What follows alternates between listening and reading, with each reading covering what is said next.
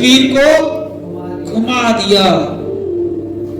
अब नबी कह रहे हैं मैंने लोगों को वचन पर लाने की कोशिश की है और इसकी नींव को रख दिया है।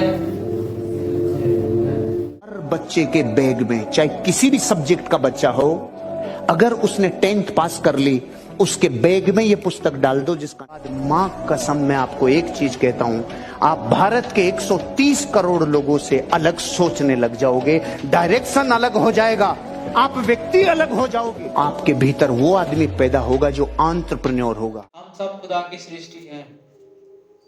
आमीन। और सृष्टि का मतलब सृष्टि में वह चीजें आती हैं जिनकी एक शुरुआत होती है और जिनका एक अंत होता है। इस पृथ्वी का, इस ब्रह्मांड का, पृथ्वी पे हर एक चीजों की एक शुरुआत है और अगर शुरुआत है तो उसका अंत भी है। आमीन। अगर आपकी एक शुरुआत है तो निश्चय आपका एक अंत भी है। आमीन। एक ही तरह के लोग होंगे। हालेलुया। और एशिया का मतलब क्या होता है? प्रकाशमान। और नबी ने, जब खुदा नबी के पास आता है तो क्या कहता है? उठ, प्रकाशमान हो, क्योंकि तेरा मेरा प्रकाश तुझ पर चमका है। आमीन। एशिया का मतलब है प्रकाशमान। हालेलुया। हालेलुया। और एशिया संसार का सबसे बड़ा महाद्वीप है। हालेलुया। जो कि पूरे संसार का, पूरी पृथ्वी का 30% हिस्सा एशिया में आता है। हालेलुया। ये एक पृथ्वी लेवल पे, संसार लेवल पे, क्षेत्रफल के लेवल पे 30% हिस्सा है। हालेलुया। प्रभु यीशु मसीह की सेवकाई अब 30 से स्टार्ट हुई थी और हम जानते हैं मुक्तसर भी 30 है। आमीन। जहाँ से खुदा हमें आगे लेके चल रहा है और यहाँ पे खुदा ने हमें रखा हुआ है, क्योंकि एशिया में सबसे बड़ा जो कोई देश है वो क्या है? चीन। और आप जानते हैं ये क्या है? प्रकाश वाक्य। जब स्त्री बच्चे को पैदा करती है तो वो स्त्री किसके अधीनता में चली जाती है? लाल अजगर के। आमीन। और आने वाले समय में चाइना जो है इसकी इकोनॉमी काफी स्ट्रांग होगी और आमीन। भारत या चाइना, इन दोनों में से कोई भी सुपर पावर नेशन बन सकता है। और आप कहेंगे इससे हमें क्या? कोई सुपर पावर देश बने उससे हमें क्या? मैं आपको बताना चाहता हूँ मेरे बहनों और भाइयों कि जब एक कोई देश सुपर पावर बनता है तो वहां के नियम, वहां के कानून और वो समय को खुदा जो है और वहां की जो प्रचार है उन चीजों को खुदा ग्रहण करता है।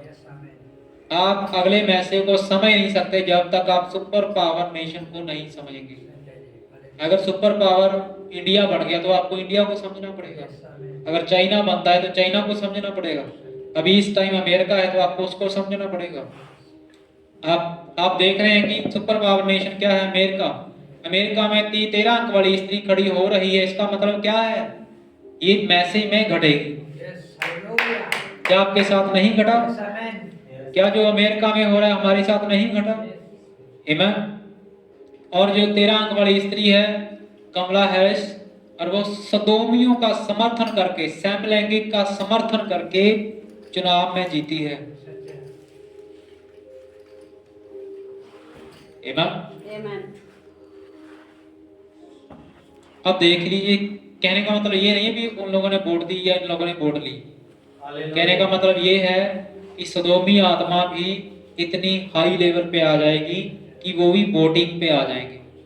उनकी भी वोट का वैल्यू है। आप समझ रहे हैं? किस नहीं समझ रहे हैं? यही आत्मिक घटेगा। चर्च में होंगे वो और वो वोट करके किसी को भी जिता सकते हैं। हर एक विश्वासी को वोट किसको करना चाहिए? जो खुदा का चुना हुआ है। हर एक विश्वासी को अपना 23 किसको देना चाहिए? जो खुदा को चुना हुआ है, क्योंकि हारे हुए को आप दशमांश भी नहीं दे सकते।